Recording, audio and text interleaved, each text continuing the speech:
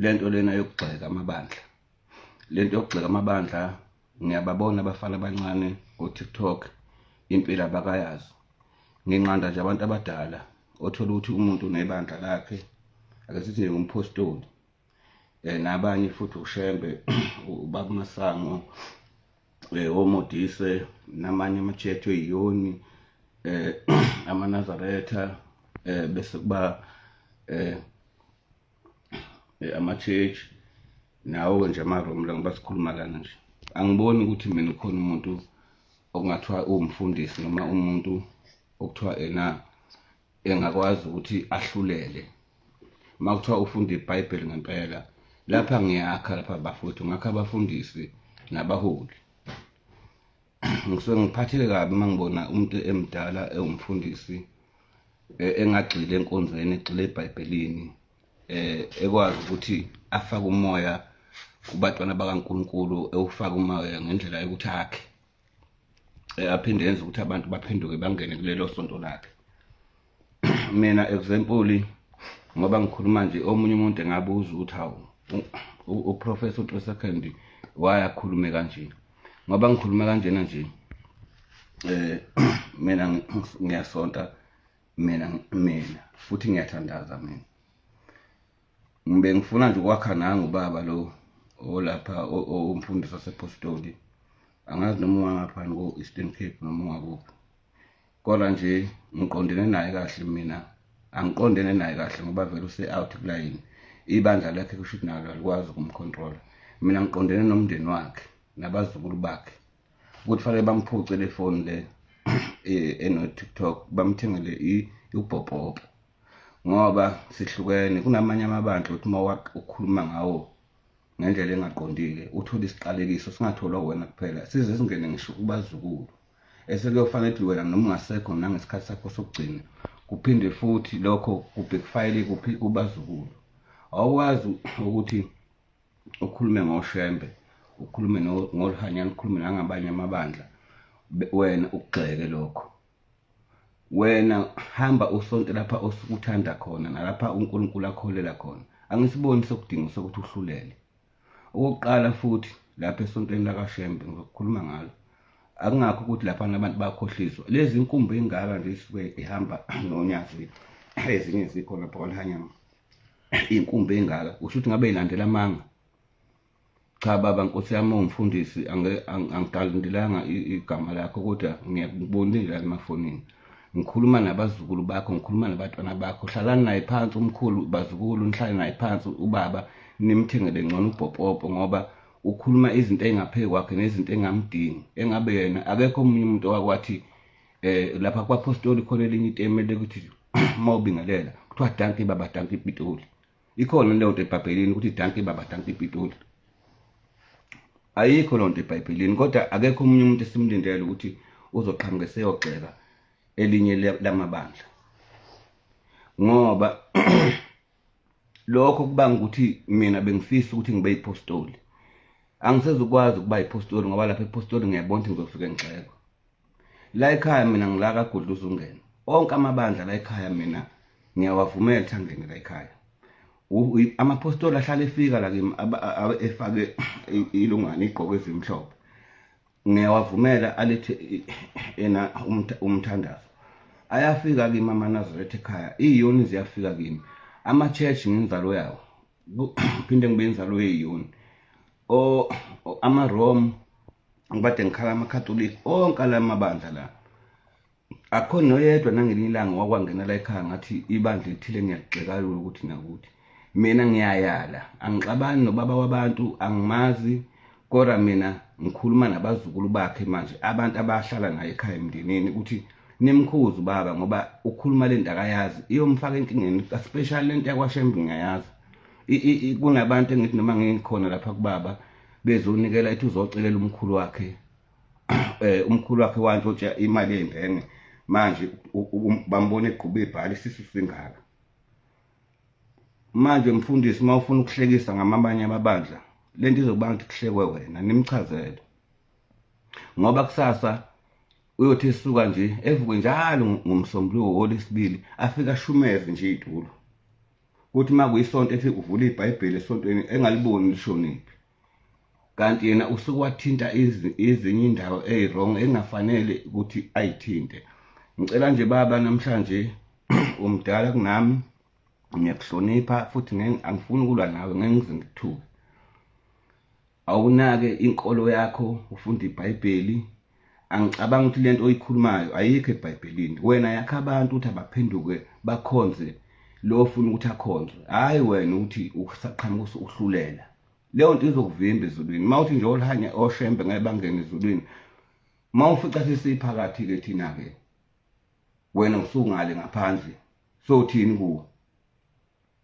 Okokuqala nje leli zulu okhuluma ngalo uzange uye kimi, mhlawumbe ngabe kukhuluma mina ngoba mina ngisuka kwaIsrayeli, ngisuka ethuneni likaJesu. Mina ngangena ngafica abanye abamhlophe bekhuluma nethuna likaJesu, uthi wena abantu abakhonza abantu abadala bakhonza uSathane. Kusho ukuthi wena uzalwa uSathane. Khula baba, umuntu omdala, ngizokukhulisa namhlanje. Mhlawumbe laba abanye uzobabona bengangawe noma bebakhulu ngomzimba, uzobona ngathi bakubangisa isikhundla sakho. Tshena abantu baphenduke bebe ngamapostoli, nathi uzosishumayeza sila sifike siphenduke, usifundise ngeBhayibheli nangoNkulunkulu. Ungathi usuka ungena indaba zasemizini yabantu njengomuntu ohamba ethekela. Uyabo? Mawuthi kuyakuhlula lokho, thatha amageji yolima. Noma ngizothetha namakumkana akho lengakini eEastern Cape la osuka ngakhona, noma izinduna zakho. Uyabo? Awufanele nanokuba induna baba. Sengathi nje ungaba iphoyisa lenkosi, nakhona sengcono manje ngoba khona okubalekile abakwenzayo ukuthi uyabuza umthetho. Angazi ngakufanisa noma nengane noma nenduna yaseplazini nakhona futhi ihlelekile induna. Kusho ukuthi nje ngabe ngathi mhlawumbe yini induna yalezinto ezikhala lapha, induna yamaxoxo. Ngoba manje lento le baba ngiyakuyala, angikwazi nawe ungazi, angixabani nawe, mina ngikhuluma nabazukulu bakho ngoba kuyacaca ukuthi nasebandleni lakho awuyiphethe kahle, awuhloniphi. Uzothi lapha nesontweni lethu kuyelwa nje abafazi ukuthi kuyothe kobekwa ibhentshi ukhethe umfazi. Uhlushwe yini wena? Uyingani khona nawe uyokhetha? Uyabo? Wena mawufuna ukungena kwaShembe gqoka umNazaretha, siyokwemukela thina ngoba udukile. Sifuna kuphela ukuthi sikuqondise, sikufundise. Mina ngifike kwaIsrael baba, umfundisi wase-apostoli. Ngafika kwaIsrael kunendawo umhubhe, ufike uyumhubhe nje le ndawo. Ngangena kuyo mangidlule eGolgotha. Ungena kuyo udlule eGolgotha bese uya lapha okuthiwa eseJericho. Lapho kuthiwa kwawa khona indonga zeJericho. Ngafika mina ngayibamba ngelungano ngezandla. Lapho kufike kuthandazwe khona ugqokiswe lesi sigqoko. Uza kulomhubhe lo, mawusufika sizongena la kunethuna khona likaJesu. Ufika ungene kulomhubhe, kuneminyango ngaphakathi, indawo iyodwa, ihole elikhulu kuphela, kunamaphasseji eminyango. Lapha kukhona amaBaptist, kukhona amaKristu, kukhona amaRoman, kukhona yonke inhlobo yamabandla. Ngisho iyona kusho ukuthi ziyona, kuthiwa Zion. Kukhona ngisho thina impela makuthiwa nje Nazareth Baptist, kusho ubani lokho? Angithi kokushiwo kithi. Yabo? Manje mina baba ngiyakukhulisa, angifuni ukukudukisa, mina angikhulumi futhi nawe ngoba mhlawumbe abanye abangangawe mabekutshena uzobaphikisa. Mina ngikhuluma nabazukulu bakho, umndeni wakho nezingane zakho ozoyishiya kwenkulu ingxaki.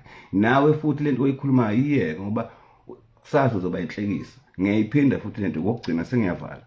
Uzovuka njalo ekuseni kwesinye isikhathi uhambe ushumayela itulo abantu futhi ngesonto uthi sebekhona abantu ufunda iBhayibheli liphele ezandleni iBhayibheli ungaliboni, usubuka ngabantu kanjalo. Awusacabanga ukuthi uthinte lapho kungafanele uthinte khona. Uyabona nje futhi baba ngiyacela, uyabona mawudlalela esihluleleni uphinde udlalele nakulezi inkolo esikuzo. Ayi baba Nkosi yami, usugibela endlini yesonto amakhulu ethandaza, ngiyacela isiqale kusenzima kabi lento yakwaShembe, ungadlaleli uyumlilo. Nabo nje obabulihanyana abanacala kuwe, omodisi abazange befike becele ngisho umnikelo kuwo. Mawufuna iminikelo sicele thina, ukhiphe i-account, usho ukuthi nayi indlala sizokufakela. Indlala ingakubangela lula kalokhu ukuthi ugxeka abanye abantu ube nemoya ukuthi makuphuma nje unyazi lapha limbatha intaba vele bemhlophe intaba. Ungathi amanga lawa alandelwayo wena thina bo professor. Mina ngitshena mina ngisuka kwa-Israel. Kusho mina-ke engifika lapha lo uJesu lona owena othandwazayo, owena okhona ngisho eBhayibhelini.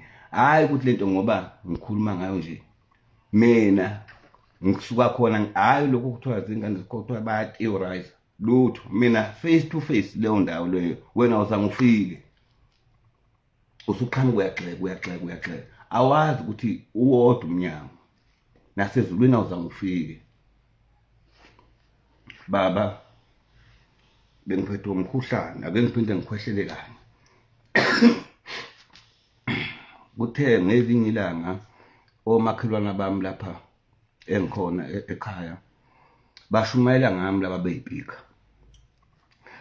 Bathi betshena abazalwane bathi uyobona imoto seyidunise lapha kwa-3 second bayokhonza umuntu. Ngababiza mina abafundisi, bayangibona nje laba bafundisi. Elinye ibandla labo lapha kwaNgulizane elikhulu, omunye lo mfundisi wangaphenyakatho, omunye sehlala ngathi. Bathi ngihlezi lapha ngiphumulele lapha ekhaya liyashisa ilanga, nami ngilalela inkolo ngoba inkolo angigxeki, ngiyangithanda ukuthi yonke intshumayelo ngilalele ngiyithathe lokho okuzongisiza. Umfundisi esontweni uthi ngihleli lapha esitezi kuyezwakala ethendeni laphana kwamakhelwane uyashumayela. Uthi ubona imoto sedunise lapha kwa-3 seconds yokhonza umuntu. Ngase mina ngimbiza lo mfundisi nabanye bebathathu bangibona nje la. Ngathi mina ngicela ukuthi nifike lapha kimi, ngicela sibe nomhlangano ningiphathele iBhayibheli. Ngathi kabalivule iBhayibheli sengilapha kwaguqa. Ngathi abalivule bebheka igama lika-3 second eBhayibhelini likaprofessor. Azange belithola abafundisi balivula kwaze kwashaya ofongo baguqise lapha kwaguqa. Ngithe ngisuka ngase ngithi abanginikeze 1.5 ne-Ford Ranger.